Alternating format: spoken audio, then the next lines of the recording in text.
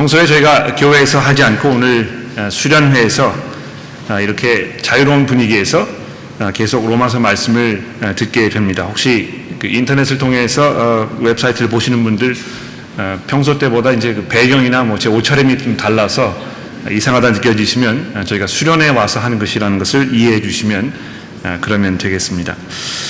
자, 40대 중반에 접어든 김아무개 씨는 최근에 갑자기 신앙생활을 해봐야 되겠다는 생각이 들었습니다.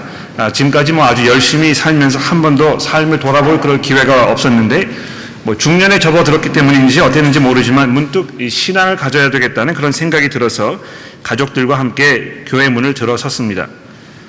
한 달 정도를 교회 생활을 경험하면서 기독교 신앙이라는 것에 대해서 이것저것 나름대로 관찰을 하고 생각하고 이해하는 데 많은 기회를 가졌는데요.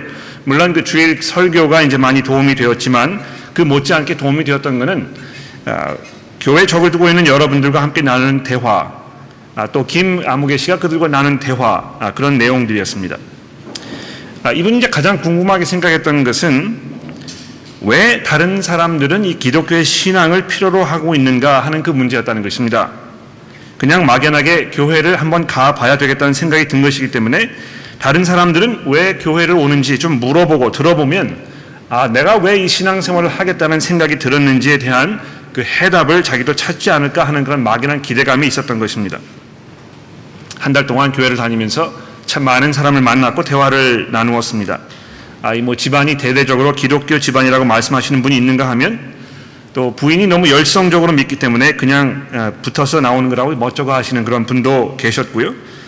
하나님에 대한 이 신비한 체험을 하셨다는 분, 또 삶에 간절한 바란 것이 있는데 그것을 하나님께 들어주기 원하는 그런 간절한 소원을 가지고 나오시는 분, 아이들이 이 교회를 너무 좋아해서 오신다는 분, 교회를 다니지 않으면 이 삶에 너무 나쁜 그런 모습들이 계속 나를 얽매이기 때문에 거기서 허우적거리는 것이 너무 싫어서 교회를 나온다는 분도 계셨습니다. 신앙생활을 갖기는 원하는데 이 불교는 생리에 좀 맞지 않는 것 같고 그렇다고 해서 이슬람교를 믿자고 하니 그 종교를 믿는 사람이 주변에 있는 것도 아니고 해서 교회가 가장 친숙하기 때문에 그냥 나오신다는 분들, 이런 각양각색의 많은 분들이 나름대로의 생각과 이유를 가지고 교회에 나오는 것을 그분이 발견하신 것입니다. 그런데 별로 자기는 왜 신앙생활을 해야 되는 것인지에 대해서는 시원한 대답을 찾기가 아주 어려웠다는 것입니다. 그래서 김아무개 씨는 이런 결론에 도달했습니다. 신앙생활을 하는 그 목적은 결국 내 스스로, 내 속에서 해결해야 되는 것인가 보다. 내 나름대로 이제 그 목적을 찾아야 하는 것인가 보다. 이렇게 생각을 했던 것입니다. 그런데 아무리 생각을 해보아도 무슨 다른 생각이 떠오르지 않았습니다. 그냥 한 석 달 정도를 출석하다가 김아무개 씨는 그냥 교회를 다닐 필요를 더 느끼지 못하고 기독교 신앙을 갖는 것을 포기한 것입니다. 우리가 무슨 일을 하든지 간에 거기에는 다 이유가 있는 법입니다. 아이들이 학교에 가는 것은 이제 공부를 하기 위해서 보내는 것이고 직장에 출근하는 건 이제 일을 하기 위해서 아닙니까? 그냥 아무런 목적 없이 떠돌아다니지 않습니다. 우리가 신앙생활을 하는 것도 마찬가지인데요. 왜 교회를 다니는가? 이런 질문을 우리가 해보지 않을 수 없는 것입니다. 그런데 누군가 이 김아무개 씨에게 그 똑같은 질문을 약간 다른 각도에서 생각해 보라고 권해주었다면 얼마나 좋았을까 하는 그런 안타까움을 떨쳐버릴 수가 없습니다.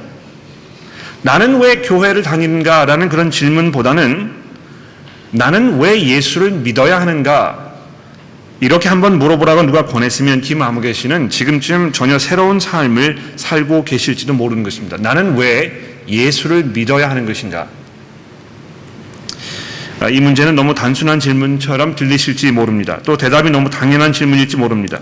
그러나 제가 목회를 하면서 경험한 바에 의하면 이 질문에 대한 대답이 사람들마다 의외로 매우 각양각색이라는 것입니다. 이 자리에는 이미 이 질문에 대한 분명한 답을 가지고 계시는 분들이 많이 있으실 것입니다. 또 그렇지 않은 분도 계실 것이라고 제가 짐작을 해봅니다. 정답을 잘 알고 계시는 분도 계실 것이지만 정답이 아닌 것을 정답이라고 착각하시면서 지내오시는 분이 계실지도 모르겠습니다. 또 사실 정답이 무엇인지 말을 잘 할 수 없는데도 불구하고 정답을 아는 사람인 것처럼 행세하는 분도 계실지 모릅니다. 그러나 오늘 이 시간에 지금까지 내 생각을 다 접어두고 우리 앞에 놓인 이 본문 말씀을 통해서 하나님께서 우리가 예수 믿어야 하는 이 대답을 한번 들어보도록 하겠습니다. 왜 나는 예수를 믿어야 하는 것인가? 오늘 본문 말씀은 모든 사람이 다 죄 아래에 있다는 말씀으로 시작이 되고 있는데요. 이 말씀은 우리가 1월 15일 주일부터 22일, 29일 또까지 3주에 걸쳐 살펴본 1장 18절부터 3장 8절까지 말씀에 대한 이 최종적인 결론입니다. 모든 사람이 유대인이건 헬라인이건, 즉 다시 말해서 시대와 문화, 성별과 나이, 학식과 사회적 위치, 그 모든 것들을 막론하고 누구에게나 적용되는 이 진리 하나가 있는데 뭐란 말입니까? 모두가 죄 아래에 있다는 것입니다. 근데 여러분, 여기 모든 사람이 죄인이라 이렇게 적어놓지 아니하고 죄 아래에 있다 하는 이 표현을 잘 한번 생각해 보십시오. 왜 죄 아래에 있다고 얘기했을까? 그것은 다시 말해서 모든 사람들이 이 죄의 권세 아래에 있다는 것입니다. 그 다스림 아래에 있다는 말입니다. 사람들은 흔히 생각하기를 스스로의 의지에 따라서 우리가 죄를 짓기도 하고 원치 않으면 죄를 멀리할 수 있다고 이렇게 믿습니다. 자기가 자기의 삶을 컨트롤할 수 있다고 생각하는 것이죠. 그러나 여러분, 이것만큼 현실과 먼 거리에 있는 생각이 또 있을까요? 정말 우리가 원하기만 하면 우리 삶 속에 있는 모든 악을 제거하기도 하고 다스릴 수도 있습니까? 그럴 수만 있었다면 아마 이 세상의 모든 악이 사라져도 아주 오래전에 다 사라졌을 것입니다. 누구를 미워하는 마음, 부질없는 욕심과 시기, 질투, 음욕, 수근거리고 당을 지면서 남을 비판하고 소문을 퍼뜨리는 일들, 이 끓어오르는 억제할 수 없는 이 분노, 술 취함과 방탕함, 이런 모든 것들이 우리가 원한다고 해서 다스릴 수 있는 일입니까? 성경은 아주 분명하게 우리에게 말씀하고 있습니다. 모든 사람들이 죄 아래에 있다는 것입니다. 쉽게 말하면 아주 극심한 그 중독 증상을 보이고 있다는 것입니다. 여러분, 담배를 끊는 일이 얼마나 어렵습니까? 끊었다가 또 다시 시작하기를 수도 없이 반복하시는 분들의 모습을 보면 그분이 이 담배의 그 권세 아래에 있다는 것을 우리가 알 수 있습니다. 도박으로 가산을 탕진하고 결혼이 끝장나는 분들, 계속 그렇게 하고 싶어서 그러는 것이 아니라는 것이죠. 그 도박의 소나기에서 벗어날 수가 없기 때문에 그런 것입니다. 그 도박장의 노예가 되어가지고 어떻게 손을 쓸 수가 없기 때문에 그렇게 되는 것입니다. 성경이 말하고 있는 이 예수 만나기 이전의 상황이 바로 그렇다는 것입니다. 예수 만나기 이전에 우리 인간들의 모습은 이렇게 비참하고 끔찍한 모습으로 진단하고 있는 것입니다. 여러분, 우리 사람들은요, 자기 자신에 대해서 좀 과대평가하기 원하는 그런 그 DNA를 우리 마음속에 가지고 태어난 것 같습니다. 죄가 자신을 다스리고 있다고 생각하지 않는다는 것입니다. 원하기만 하면 충분한 수양을 쌓고 또 노력을 하고 훈련을 하기만 한다면 언제든지 얼마든지 그것을 절제하면서 살 수 있다고 믿는 것입니다. 그래서 사람들이 어떤 사람들을 이 성인 군자라고 이렇게 부르지 않습니까?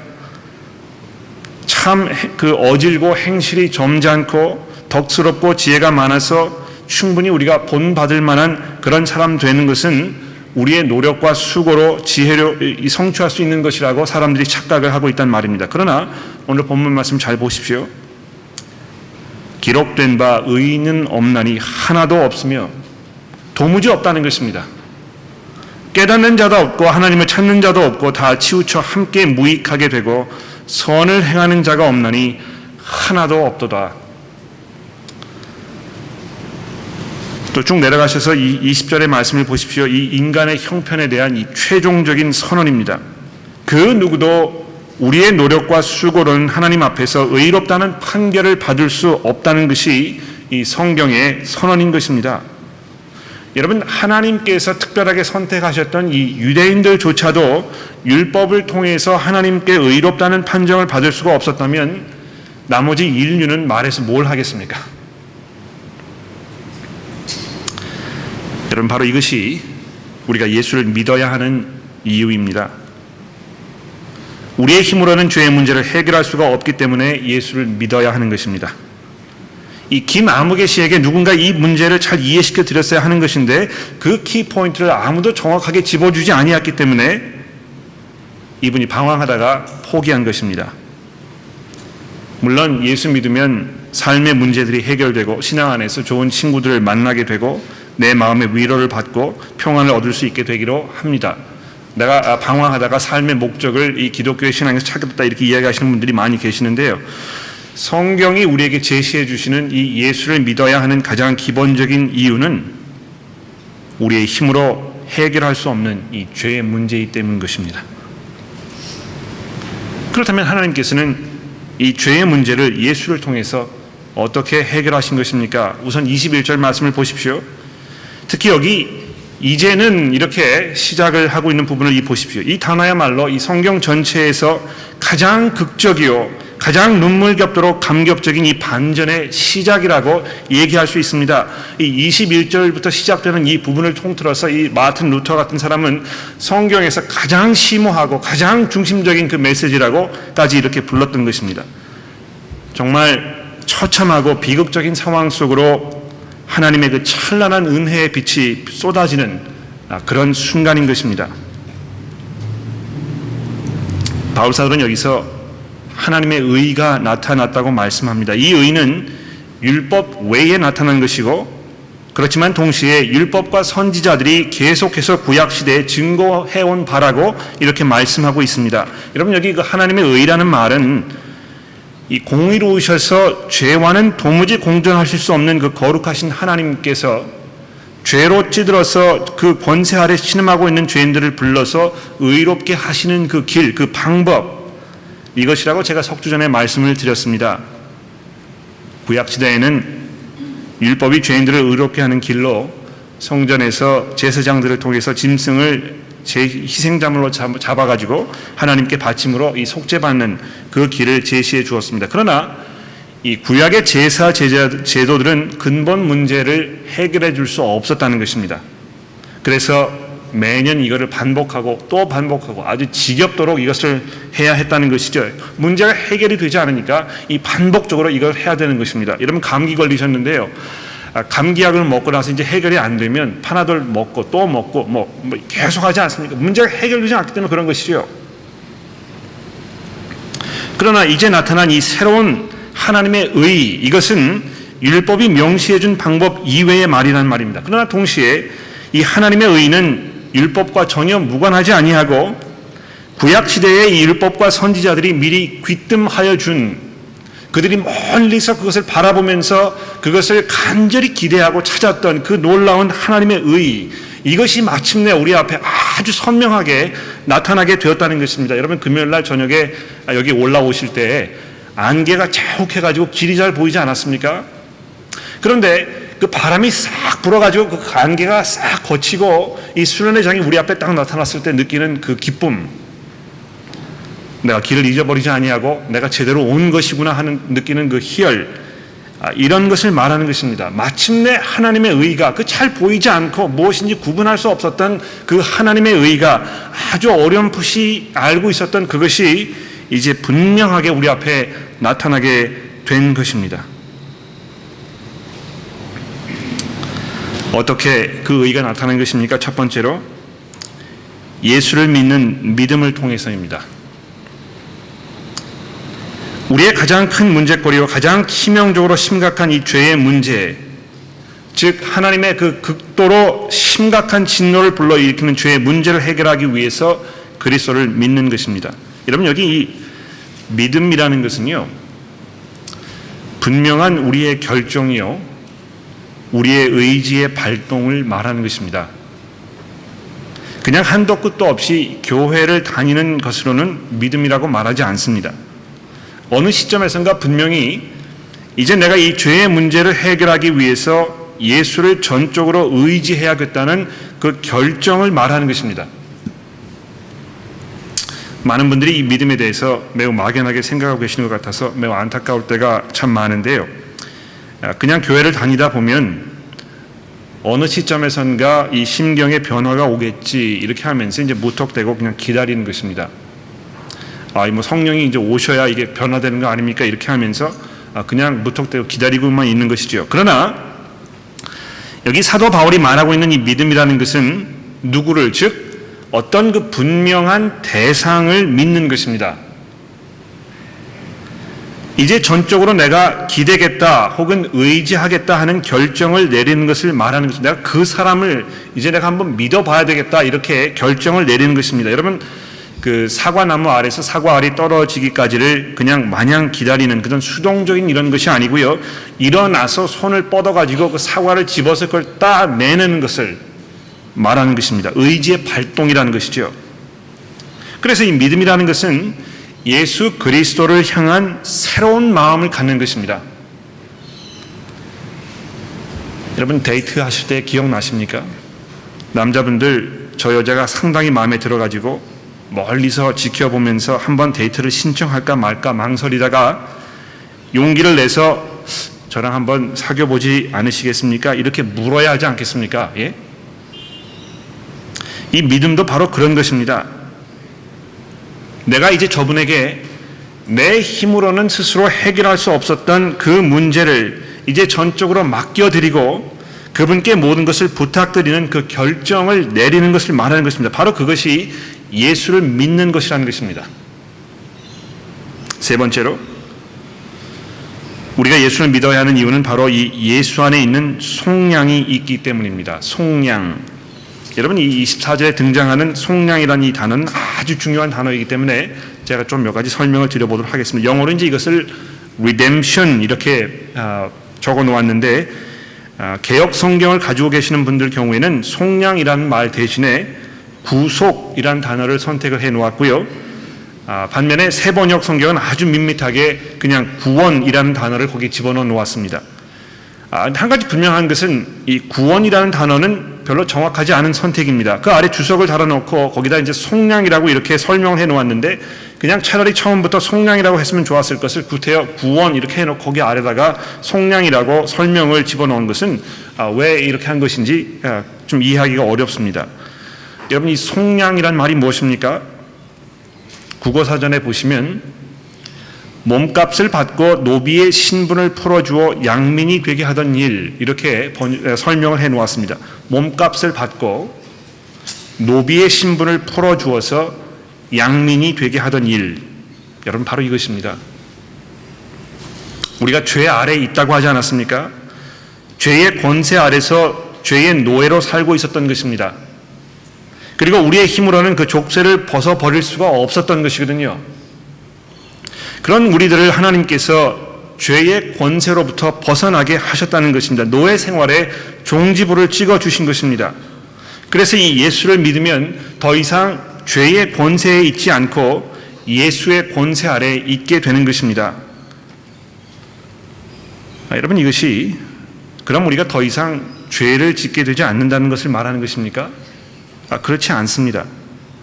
여러분 우리가 예수를 믿음으로 죄의 권세에서 벗어났다는 말은 더 이상 그 죄가 그 영향력을 우리에게 행사할 수 없게 되었다는 것을 말하는 것인데요.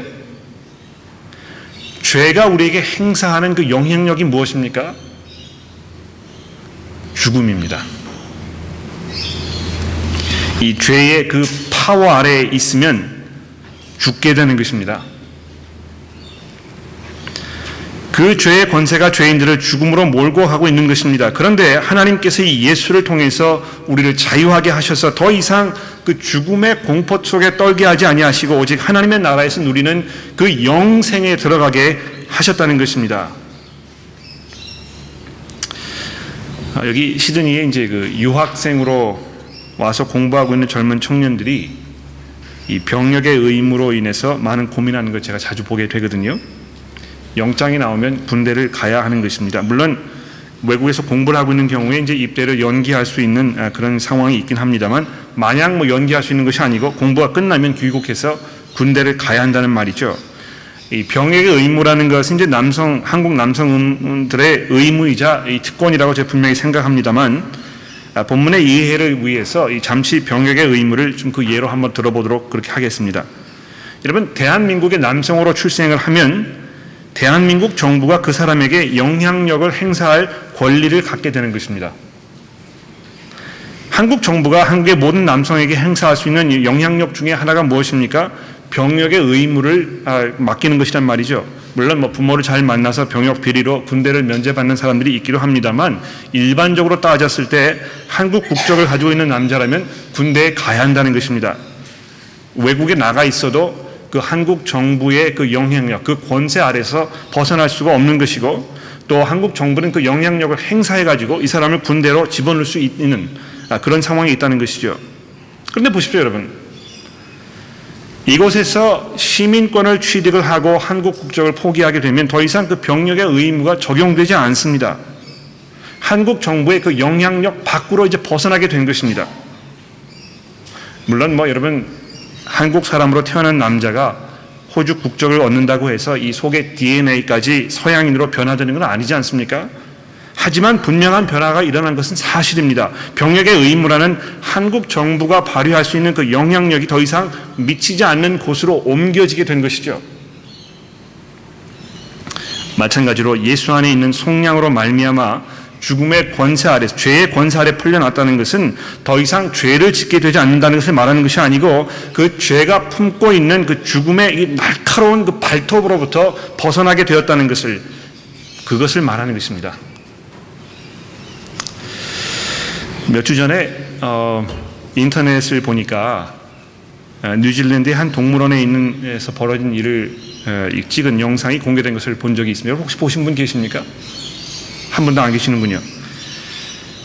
사자 우리 앞에 한 서너 살 된 아주 어린 소녀가 이렇게 서 있는 모습을 담은 동영상입니다.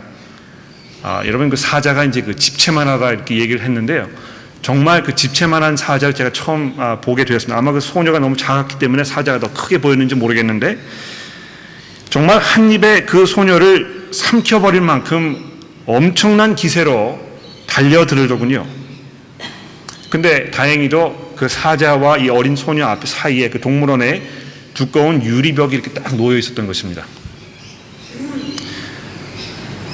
이 소녀가 뭐 간이 부은 것인지 아니면 너무 어려서 상황 파악이 되지 않아서 그런 것인지, 아무튼 그 사자의 그 맹렬함에도 눈 깜짝하지 아니하고 그 앞에서 좋아라고 하면서 장난을 치는데 뭐 사자 약을 올리는 것인지 모르겠습니다. 그러나 이 유리벽으로 인해서 그 소녀는 이 사자의 그 권세 밖으로 아주 안전하게 지켜져 있었던 것입니다. 그 사자의 무서운 이빨과 그 발톱이 아무런 영향력도 이 소녀에게 미치지 못한 것입니다. 여러분, 뭐 그렇다고 해서 이 소녀가 갑자기 무슨 사자를 맨손으로 때려잡는 삼손이 된 것입니까? 아닙니다. 아주 나약하고 보잘것이 없어서 그냥 밀면 나가 떨어져 버릴 것 같은 그런 아주 그 나약한 어린아이였습니다만, 이 사자와 소녀 사이에 있는 그 두꺼운 이 방탄 유리, 그 벽, 그것이 이 소녀를 죽음에서 보호해주고 있었던 것입니다. 여러분, 예수 안에 있으면 사망과 죽음의 권세로부터 자유하게 됩니다. 내가 더 이상 죄를 짓지 않는 무슨 초능력을 갖게 된다는 말을 하는 것이 아니고요. 더 이상 그 죄에 대한 대가로 나의 삶을 얽매였던 이 죽음과 심판의 족쇄가 더 이상 나를 얽어매지 않는다는 것입니다. 비록 내가 부족하고 실패를 거듭하고 반복해서 같은 죄를 저지르고 괴로워하더라도 여러분, 우리는 안전합니다. 그 누구도 우리를 정죄하지 못하고 다시 죽음으로 우리를 끌어들이지 못하는 것입니다. 여러분, 그렇다고 해서 그러면 우리가 마음대로 죄를 짓고 죄가 더 이상 심각한 문제가 아니니까 잘못해도 별로 마음속에 괴로워할 필요가 없다고 말씀드리는 것입니까? 그렇지 않습니다. 우리 그리스도인들은 오히려 죄와 싸워야 하는 것입니다. 죽기까지 싸워야 한다고 히브리서가 말씀하고 있지 않습니까? 그러나 우리는 더 이상 이 죄의 권세 아래 있지 않은 것입니다. 네 번째로, 이 하나님의 의는 값없이 은혜로 주어진 것이라고 말씀하고 있습니다. 모든 사람이 죄를 범하였음에 하나님의 영광에 이르지 못하더니 그리스도 예수 안에 있는 속량으로 말미암아 하나님의 은혜로 값없이 의롭다 하심을 얻은 자 되었느니라. 즉 다시 말해서 우리에게 일어난 이 놀라운 변화는 전적으로 하나님의 주권적인 사랑으로 일어난 말이란 말입니다. 하나님께서 이미 창조 이전부터 계획하고 준비해 놓으신 그런 일이란 것입니다. 처음부터 끝까지 하나님께서 계획해 놓으신 일이고 하나님께서 실행에 옮기신 일이고 우리는 전적으로 하나님의 그러한 노력의 혜택을 누리는 수혜자일 뿐이라는 것입니다. 여러분, 거저 먹은 것입니다. 공짜인 것입니다. 이 세상에 공짜가 어디 있겠느냐고, 공짜 좋아하면 머리 벗겨진다고 이제 그러지 않습니까? 그러나 이 구원의 문제에 있어서만큼은 모든 것이 공짜인 것입니다. 그렇다고 해서 우리가 그러면 아무런 가치 없는 것으로 여길 수 있는 것입니까? 제가 지금까지 살면서 공짜로 받은 것 치고 제대로 된 게 별로 없었거든요. 그냥 쓰다가 필요 없으니까 그냥 공짜로 주는 것입니다. 그렇지 않습니까? 그러나 계속해서 본문을 보십시오. 이 하나님의 의가 우리에게 은혜로 값없이 나타나게 하기 위해서 어떻게 되었습니까? 25절 말씀을 보십시오. 이 예수를 하나님이 그의 피로써 믿음으로 말미암아 화목 제물로 세우셨으니, 우리가 그 혜택을 공짜로 받게 하기 위해서 하나님께서 대신 그 대가를 치르셨다는 말입니다. 그 대가가 무엇입니까? 바로 예수 그리스도 그분께서 흘리신 그 피, 바로 그분의 생명 자체였다는 것이죠. 여러분, 여기 그 화목 제물이라는 말을 잘 이해하셔야 되는데, 이 말은 진노하신 하나님의 노를 풀어드리기 위해서 드리는 제물을 말하는 것입니다. 진노하신 하나님의 노를 풀어드리기 위해서 드리는 제물을 말하는 것입니다. 어떤 분들은 하나님께서 어떻게 화를 내실 수 있느냐고 이렇게 반문을 하기도 합니다. 하나님은 사랑의 하나님이시지 절대로 화를 내시고 또 그 화를 스스로 진정하지 못하셔서 그것을 뿜어내시고 그래서 사람들을 이 극심한 노여움 가운데에서 벌하시는 분일 리가 없다고 이렇게 주장을 하는 것입니다. 그래서 이 예수의 죽음은 그냥 단순히 죄에 대한 그 대가일 뿐이지 하나님의 분노를 풀어드리기 위해 바쳐진 희생 제물일 수는 없다고 이렇게 생각을 하는 것입니다. 여러분, 예를 들어서 교통법규를 어기면 벌금을 치르지 않습니까? 그렇죠? 그냥 예수님의 죽음은 이 벌금 치르는 것처럼 생각하는 것입니다. 내가 그 교통법규를 어겼다고 해서 교통장관이 화를 냅니까? 그렇지 않다는 것이죠. 법을 어겼으니까 그냥 대가를 치르면 그 문제가 다 해결되는 것쯤으로 생각하는 것입니다. 그러나 잡히시기 전날 밤 겟세마네 동산에서 기도하시는 예수님께서 머리에서 떨어지는 그 땀방울이 핏방울이 맺혀서 떨어지도록 집중해서 필사적으로 기도하시면서 하나님의 이 진노의 잔이 할 수만 있다면 내게서 지나게 해달라고 기도하셨다는 것입니다. 예수님께서 두려워하셨던 것은 단순히 십자가 위에서 당하실 그 육체적인 고통, 물론 그 고통은 말할 수 없이 그 고통스러운 것임에 분명했습니다만 그 육체적인 고통뿐만은 아니었다는 것입니다. 우리 주께서 두려워하셨던 것은 죄를 향하신 이 용광로처럼 끓어오는 아버지 하나님의 그 진노였던 것입니다.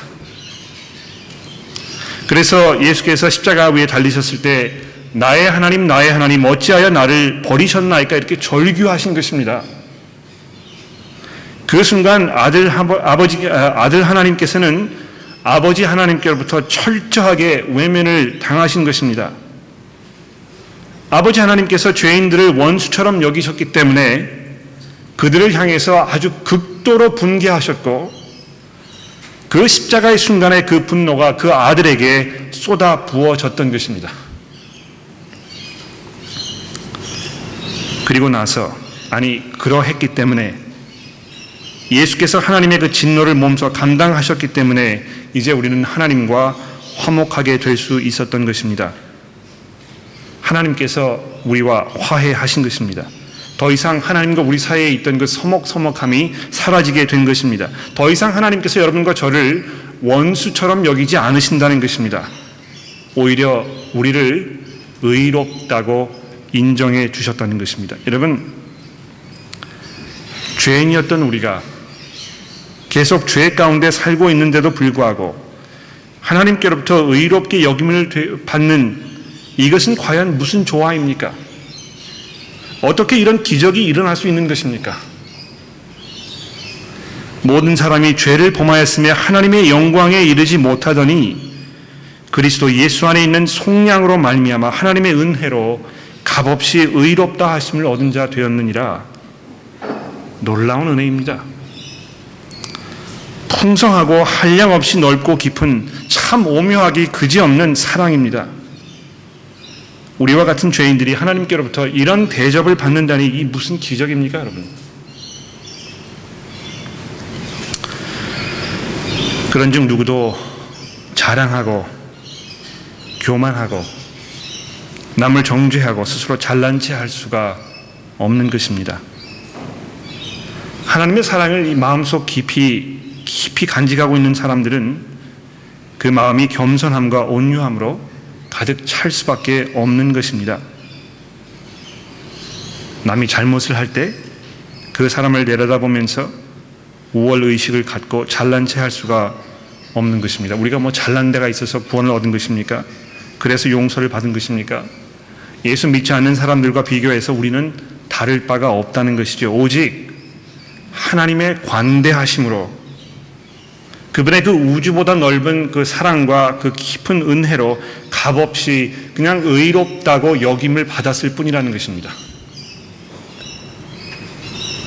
그래서 이 교회 안에서 우리가 서로를 용납하지 못해서 인간관계가 어려워지는 것은 참으로 가슴 아픈 그런 일입니다. 참으로 합당하지 못한 그런 일입니다. 하나님께서 우리에게 베풀어 주신 이 사랑을 기억하면 서로를 향해서 우리가 베풀 수 있는, 베풀지 않으면 안 되는 이 조그만 관용과 사랑은 너무나 당연한 일일 수밖에 없다는 것이죠. 이 하나님의 이 의, 이 놀랍고 이 심오한 이 의는 우리가 믿음으로 그 혜택을 누리는 것입니다. 그러므로 사람이 의롭다 하심을 얻는 것은 28절 말씀입니다. 율법의 행위에 있지 않고 믿음으로 되는 줄을 우리가 인정하노라.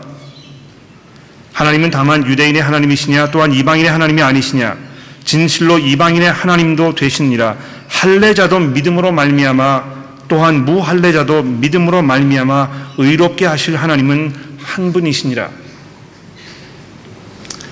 예수 그리스도를 이제 내가 믿겠다고, 내가 그분께 내 문제를 다 전해드리고 그분께서 이 문제를 해결해 주시도록 내가 맡기겠다는 결정을 내리는 것입니다. 그것이 믿음인 것입니다. 그냥 뭐 믿음이 생길 때까지 마냥 기다리시는 것은 어떤 면에서 대단한 실수입니다, 여러분. 내가 예수를 믿어야 하는 이 분명한 이유가 이게 여러분들에게 설명이 된 것입니다. 내가 예수를 믿어야 할 그 이유가 설명이 되었다면, 그것이 납득이 되었다면 거기에 공감이 가시고 내가 이 문제를 해결해야 되겠는데 내 힘으로 그 문제를 해결할 수 없게 된 것을 여러분이 인정하신다면 이제 여러분이 하실 수 있는 일은 한 가지밖에 없는 것입니다. 무엇입니까? 그래, 내가 예수를 믿어야 되겠다. 내가 그분께 내 모든 것을 맡기고 내가 이제 그분께서 나를 위해서 이루어 주신 그것을 내 것으로 받아들여야 되겠다. 결정을 내리는 것입니다. 그 결정을 미루지 마십시오. 지금 이 순간 이 자리에서 혹시 그것을 한 번도 해보신 분이 없으시다면 오늘 이 자리에서 여러분의 마음 가운데 하나님께 말씀드리십시오. 하나님, 내가 죄인인 것을 인정합니다. 내가 하나님을 무시하면서 살았고 내 방식대로 살면서 내 삶이 이렇게 황폐해지고 무의미해지고 내가 이 죄 가운데 살고 있기 때문에 하나님의 그 진노 가운데 살고 있다는 것을 내가 이제 이해하게 됐습니다. 그러나 그럼에도 불구하고 예수 그리스도 이분께서 그 하나님의 진노하심을 다 해결해 주셨으니 이제 내가 예수 그리스도 안에 있는 새 생명 안으로 들어가기 원합니다. 나를 도와주셔서 내가 그 결정을 내리고 그 결정 가운데 살 수 있게 해주시기를 기도합니다. 이렇게 얘기하시면 되는 것입니다. 그 가운데에서 우리는 이 하나님의 놀라운 의, 그 누구도 기대하지 않았고 생각해 낼 수 없었던 이 심오하고 오묘한 하나님의 의를 누리게 될 것입니다. 기도하겠습니다.